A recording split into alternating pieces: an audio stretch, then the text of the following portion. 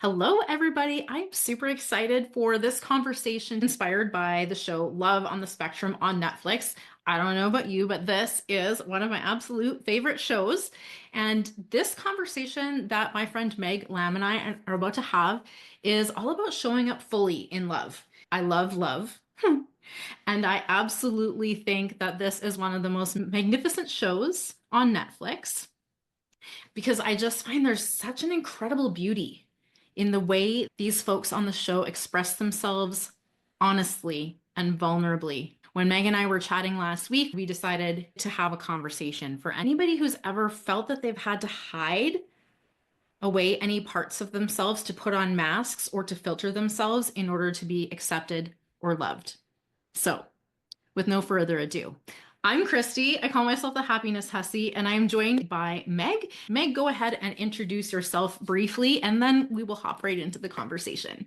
My name is Meg Lamm, and I am an integrative mind body coach that specializes in relationships. And I loved all the stuff that I saw about love on the spectrum because people are always wanting to have these very connected and deep and fulfilling and satisfying relationships. And the only way we can have them is if we show up as the person we want to be, right? Like, no one can love me if I'm not willing to show them who I am. They're not filtered. That's the beauty of the people on this show, is they're not trying to be anything for anyone else. They're just like, this is who I am and this is what I want.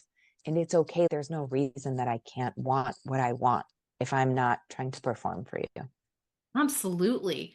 And the thing I think that really gets in our way as humans in having these Mm-hmm. relationships and this love and connection that we truly desire is often masking or filtering. Mm-hmm. Let's start with masking because this is essentially when you're hiding away or suppressing some parts of you, typically to fit in or to avoid judgment or to be liked. Since we're talking about love on the spectrum, for people on the spectrum, this might include mimicking social cues or toning down their natural behaviors, trying to pass as Mm-hmm. neurotypical. It's not a problem, it's a deeply intelligent survival tool. It is about making sure that we are safe. That's a coping tool, but it also can be really exhausting, right? Because as you said already, Meg, when we are not showing up as ourselves, other people can't see us for ourselves. It leaves Absolutely. us feeling unseen. And even if we're not diagnosed as neurodivergent, most of us, if we're really honest, are doing some form of masking or filtering when it comes to relationships. It's so common, especially for women, especially for people who have been traumatized, or, I've been talking recently about this idea of feeling too much. These are all reasons we will put on the mask because it is a safety mechanism. Yeah, I'm with you. I don't believe a lot of it is conscious. I believe it's a lot of times very unconscious. But I think what's happening in those unconscious, subconscious realms is this assessment, this questioning of, who do I have to Yeah. be Yeah. in order to be liked, loved, or approved of? So a lot of times that's a recommendation that I make to people. Like, if you find yourself questioning, like, well, if I wear this, well, if I say this, well, if I tell him that I really like blue, well, if I tell him I don't like lilies, but he sent me lilies, I'm exhausted that's already just listening to that list of things that many of us have exactly. thought. So, like, if we can bring that, I think, again, it's not conscious a lot of times. If Yeah. we can bring that into our conscious awareness, like, what am I actually doing here? What am I trying to achieve through this conversation or the way I'm presenting myself?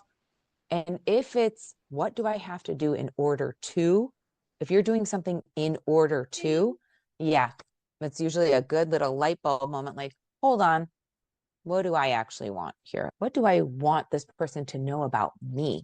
Not who do I have to be, but how can I share this part of myself with someone so I can be in a deeply vulnerable, connected, intimate relationship? So it Yeah. can be truly seen, right? Mm-hmm. People want to be seen, loved, and accepted unconditionally for who they are. Yet they go around playing this wild guessing game of what do they want me to be? which first of all, you can't even know, right? Mm-hmm. What someone else is going to like about you. So you're guessing what they want to Mm-hmm. see and hear and whatnot from you instead of and first, wow, so exhausting. Mm-hmm. But Mm-hmm. instead, if you just put yourself out there as yourself, I'll tell you what, you will find the connection that you want so much more quickly and easily. Exactly. Like there is this one little part in Love on the Spectrum where the girl's like, there's 8 billion people out on the planet. There's got to be someone out there for me. And we will pull that person into our lives if we are willing to show up, if we are willing to be vulnerable, if I am willing to admit and own, but I have to be willing. And so much of that first means getting through our own bull Oh, crap, yeah. why people wouldn't love me and why I'm not good enough the way I am. And who, there's so much work that has to be done. But that's part of the beauty of Love on the Spectrum. They don't see it as a problem, they don't see who they are inherently as a problem. They're like, this is This is me. who I am. Yeah. And I think that's such a And gift to be gleaned from the show, to mhm, just simply observe people being themselves and in a world where all the other dating shows are in stark contrast to that because they're definitely trying to be the person who's putting their best foot forward and showing up in the way that they want to be seen for the world. And this is just totally. pure and honest and just oh so relatable. I absolutely love the honesty of saying what's on your heart instead Hmm. of filtering and making sure Hmm. that it's palatable for other people. Filtering doesn't mean that you're fake, right? It just means that you're trying to be safe. You're trying to meet those needs you've made up in your head about what the other person wants or needs, not actual Right. reality. And so you're You're trying not. to filter into that Hmm. rather than just showing up and being yourself, having that real, authentic self expression using your voice. And so it's not fake, but it's a form of masking and a form of holding part of you back, which Yeah, means you can't precisely. feel completely seen and heard because you're not Precisely. allowing yourself to. Yeah. So, what I hear you saying about those TV shows, the other shows, right? They're a production. They are For sure. intended to be a production, which means you have to be this person. If you think of a production, it's meant to appear a certain way. Absolutely. And that's what we're doing when we're filtering, right? We're Yeah. filtering out parts of ourselves that we don't think should be included in our production. It's like, Yeah. well, that's not good enough for this part. So the way I see that is that, like you said, we're trying to filter into their reality instead of fully owning ourselves and seeing if we're actually a good fit, Right. right? Instead, we're Yeah. trying to let ourselves like, ooh, I bet if I'm this way, that person, I wonder if I do this, like, right? Instead of us coming with our full expression of us, we are hoping that maybe this version, it's like putting on costumes. Mhm. Absolutely. There's this paradox I speak about often. I don't know if I'm good enough, but also simultaneously, parts of me have been shut down because they're Hmm. too much, Hmm. right? So it's Hmm. this weeble wobble between not enough and too much, where the only way out would be perfection, which we all Hmm. know is an illusion. And so I Hmm. want to propose an alternative way out, which Hmm. is knowing that you are exactly enough, right? I Hmm. mean, many of us got this message, this narrative from when we were younger that we were too exuberant, too bold, too honest, or didn't follow the nice girl standards of being Hmm. polite, always saying sorry and not, Hmm. asking big questions. We grow Hmm. up into women who think that in order to be likable, lovable, and dateable, we have to fit into these boxes and not be too Hmm. much and be Hmm. good enough. And we spent all this time questioning whether we are going to match them. Mm, Not enough time questioning whether they are a good fit for us. yes, That's the question we should be totally agree. asking. Yeah. I couldn't agree more. And what I find happens then is that when I was doing that, then I am a victim of the circumstance, right? Like I am a victim of that person or what I think that person thinks or that person's world. And now I'm using that to verify the thoughts that I'm not good enough. Now I'm in this circle. Well, I guess I'm never good enough. Well, you're never going to know actually because you haven't actually shown up as the full version of you yet. So how do you even know? Because the victim mentality can be so detrimental, falling into that, well, I guess I'll never be well. I guess no matter what I do, right? And a lot of times we're lying to ourselves when we're in that. And it's easy to fall into that hole. I've been there more than Mm-hmm. once. Mm-hmm. But Sure. Me what too. got me out of it, honestly, is shifting my beliefs around Mm-hmm. that too muchness. And what I actually believe now is the opposite. Mm-hmm. These very things we've been taught are too much are actually what makes us magnetic, what that make us magically and uniquely ourselves, which is the most incredible thing. And if we would only lean into them, we would find exactly what we're looking for. Now, when Agreed. we're dating with these masks and filters, Mm-hmm. we are not going to attract that type of person who sees us, who is unconditionally able to accept and love us, to match our energy. And then we get Mm-hmm. stuck in this world of feeling like, well, why doesn't it feel fulfilling? Why do I always find the wrong people? Why do I keep repeating these patterns? Mm-hmm. Well, it has to do with those masks and filters. And I'm going to add here a bit of neediness energy, which comes with that Mm-hmm. victim mentality. Anybody listening, this is coming from personal experience. So absolutely Yes, no judgment same. here. No judgment. This It is coming is, from my, yeah, like how I have lived my life. yeah. Yes, And it absolutely. sucked because you know what? Being in that victim position, I always like to make a side note that when we're talking about being a victim here, it's not about being a victim of abuse. If you've been subjected to abuse, that's not your fault. We're talking about the storyline of feeling like the victim long after any Mm-hmm. sort of circumstance, right? This is sort of Mm-hmm. the energy of I'm not good enough or I'm too much and there's nothing I can There's, do about yeah, it. there's nothing I can do. Oh gosh. Oh well.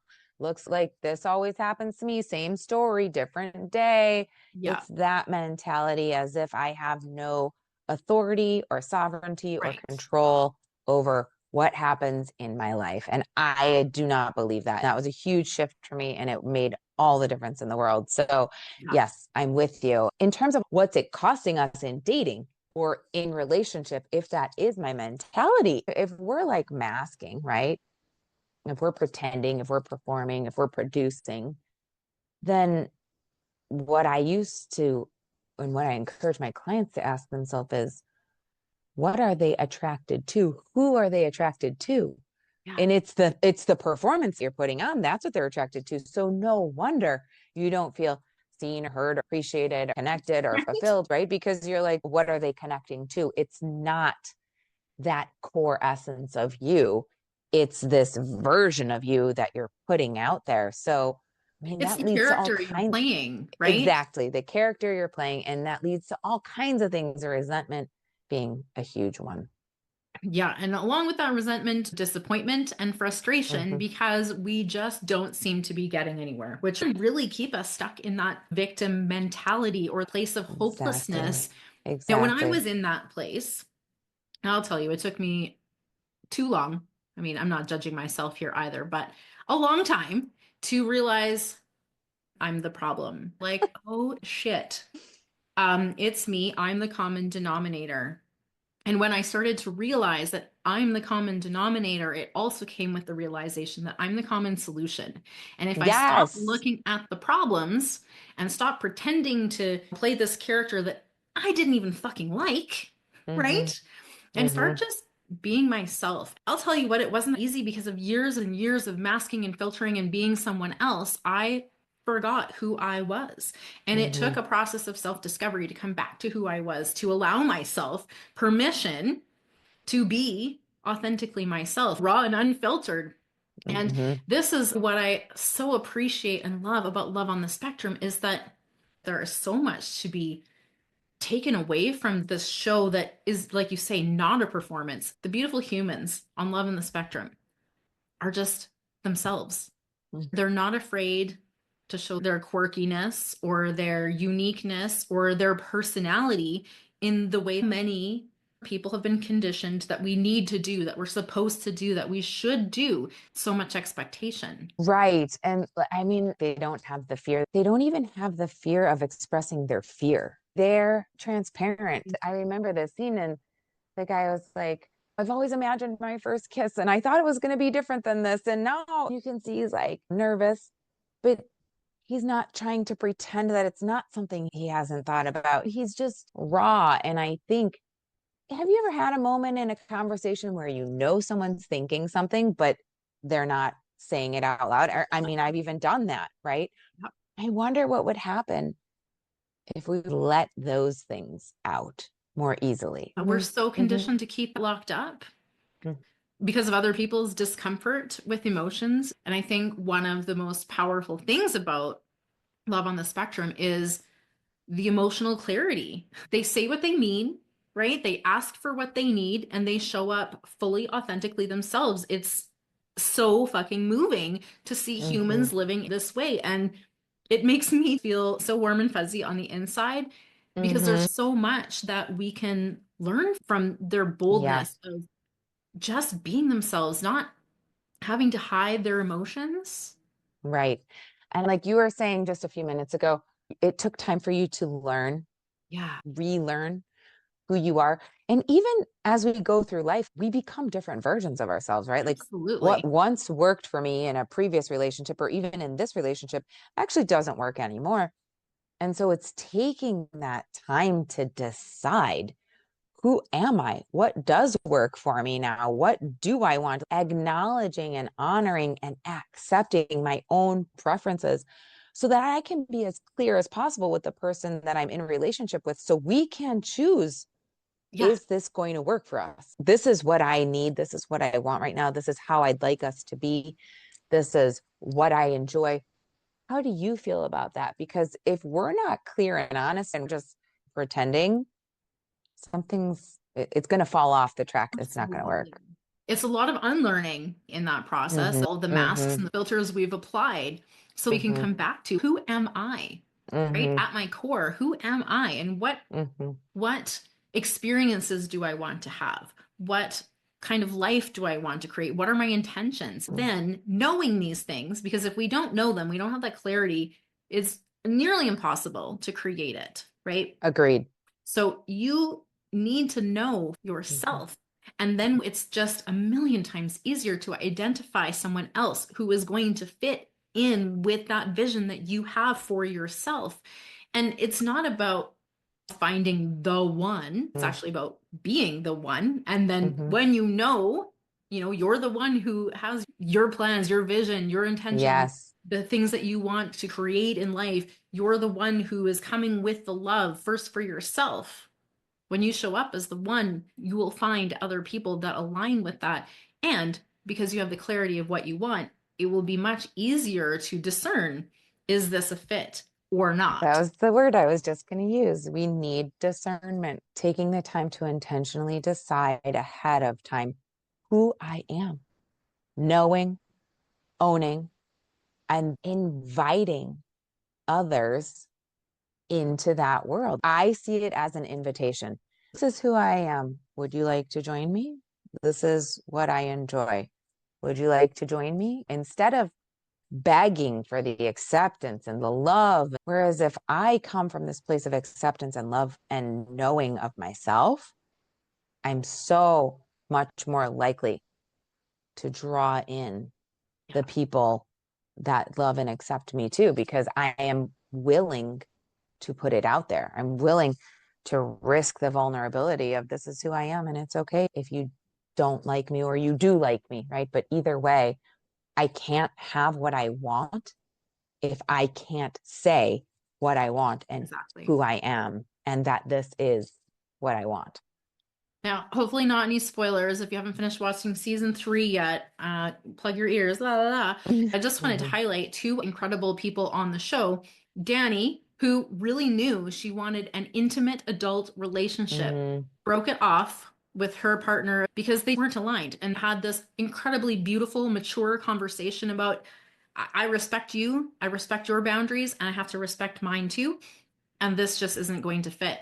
Another woman on the show, Madison, went on a date with someone who wasn't a fit for her. And I just loved how after one date, she was like, you know what? This just wasn't a fit for me.